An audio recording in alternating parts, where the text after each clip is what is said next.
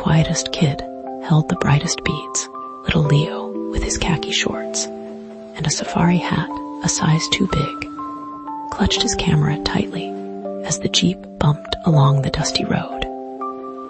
Kenya. He'd dreamed of this, of lions and elephants, of endless savannas painted gold by the setting sun.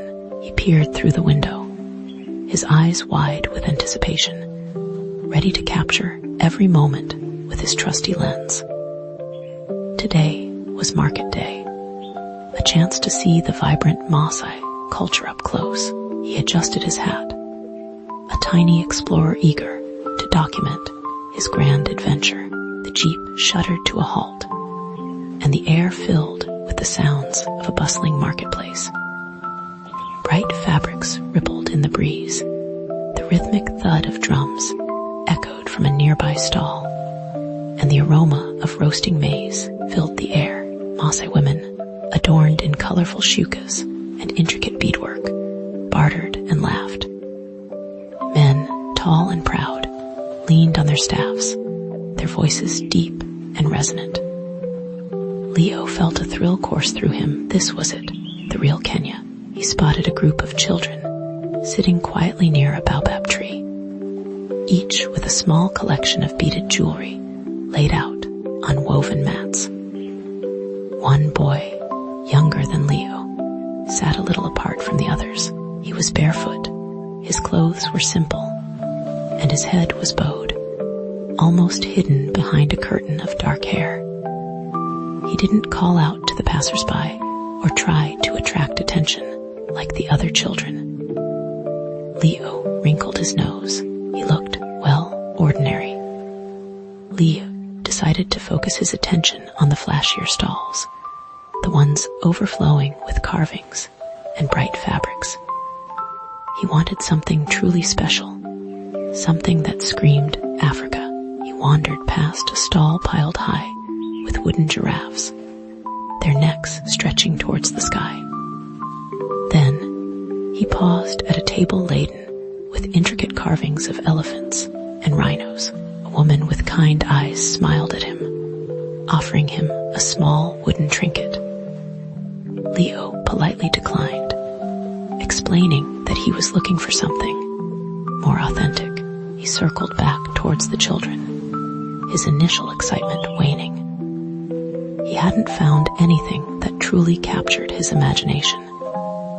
The colors seemed a bit too manufactured, the carvings a bit too touristy. He glanced at the quiet boy again. He was still there, head bowed, his small collection of beads almost hidden in the shade.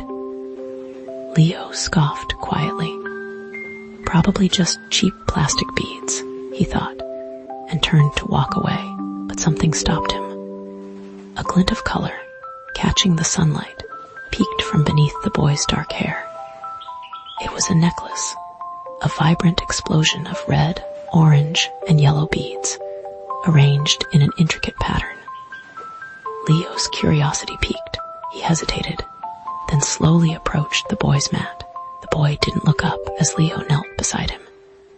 He simply continued to arrange his beads, his small fingers moving with surprising dexterity. Leo cleared his throat. "Those are nice," he mumbled, feeling a bit awkward. The boy finally looked up, his eyes dark and deep, like pools of still water. He didn't smile, but his gaze was gentle. "Thank you," he whispered, his voice barely audible. Leo pointed to the colorful necklace. "Did you make that?" The boy nodded, a faint smile gracing his lips. "My grandmother taught me," he said, his voice gaining a little strength. "Each color tells a story." Leo leaned closer, captivated. "A story. Red is for courage," the boy explained, pointing to the crimson beads. "Orange is for warmth and friendship. Yellow is for happiness and sunshine." He paused, then added, "And white is for peace." Leo picked up a simple bracelet, woven with alternating black and white beads. "What about these?" he asked. The boy smiled a little wider. "Black is for strength, and white again for peace. We need both, always. Leo spent the next hour sitting beside the boy, whose name, he learned, was Caprono. Caprono showed him how to string the beads, how to create different patterns, and how to weave stories into the jewelry. Leo learned that Caprono's grandmother, a respected elder in their village, had taught him the ancient art of beadwork. Each piece was not just a decoration, but a symbol of their culture, a piece of their history. Caprono shared stories of his life, of herding goats on the savannah, of learning the Maasai traditions from his grandfather, of dreaming of becoming a teacher when he grew up.